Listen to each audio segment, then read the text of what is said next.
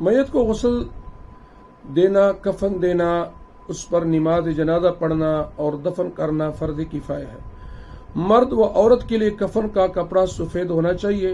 حضرت عبداللہ بن عباس رضی اللہ تعالیٰ عنہ سے روایت ہے کہ رسول اللہ صلی اللہ علیہ وسلم نے ارشاد فرمایا، تم لوگ سفید کپڑے پہنا کرو، وہ تمہارے لیے اچھے کپڑے ہیں، اور انہی میں اپنے مردوں کو کفنایا کرو۔ رواہ ابو داود اور ترمذی اور سنن ابن ماجہ۔ مرد کے لیے خالص ریشمی یا زعفران یا اصفر سے رنگی ہوئے کپڑے کا کفن مکروہ ہے، عورت کے لیے جائز ہے۔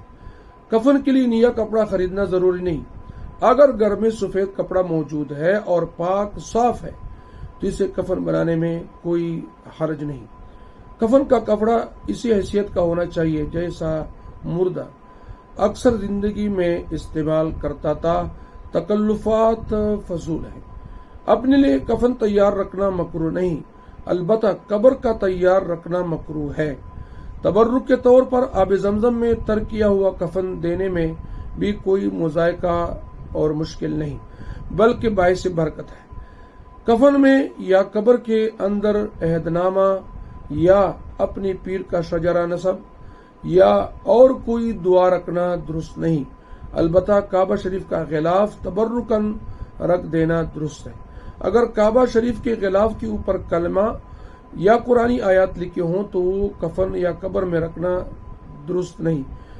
اسی طرح کفن پر یا سینے پر یا پیشانی پر کافور سے یا روشنائی سے کلمہ وغیرہ یا قرآنی آیات یا کوئی اور دعا لکھنا جائز نہیں، کیونکہ میت کے پٹنے سے یہ اس کی بے حرمتی ہوگی۔